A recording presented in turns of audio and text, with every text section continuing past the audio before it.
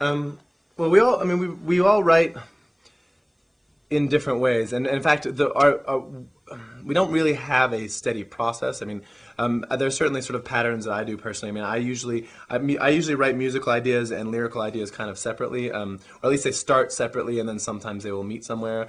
Usually, music is done. Usually, I'm much farther along with music than I am with lyrics on any particular song. I feel like I have to know exactly what the mood of the music is before I can write lyrics that are appropriate to it. It's to be in a mood to be in a mood to write lyrics. It's a whole different thing for me sometimes. I tend to write lyrics a lot when I'm on airplanes for some reason. I don't know. I think it's like there's a sort of an anonymity to being in like between one space and another space. Like after having closed all of the concerns in one city and like I gotten a cup of coffee and gotten on an airplane where cell phones are turned off and it's too loud for anyone to really try to talk to you, and it's kind of just this like you have this nice like sort of anonymous white noise place, and so and I get a lot of ideas there, and it's sunny because you're above the clouds, which is always nice. Yeah.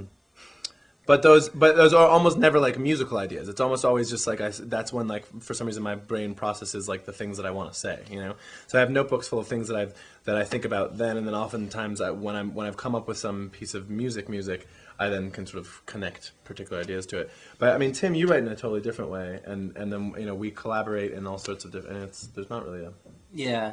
But usually one of us comes to the band with a sort of like a fairly well thought out idea. And then we sort of everyone sort of adds their 2 cents from there.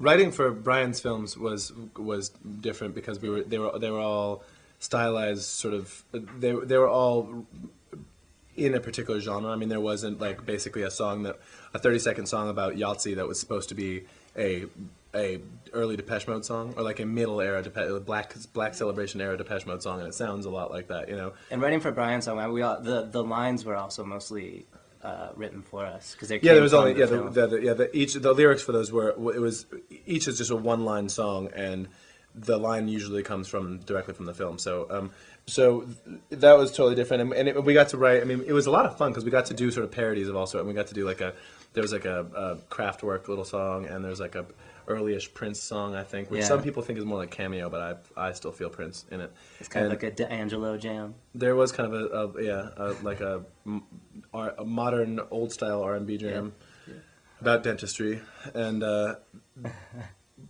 some REO Speedwagon. REO Speedwagon. There's a sort of like a 50s avant jazz thing. It's like basically like straight jazz with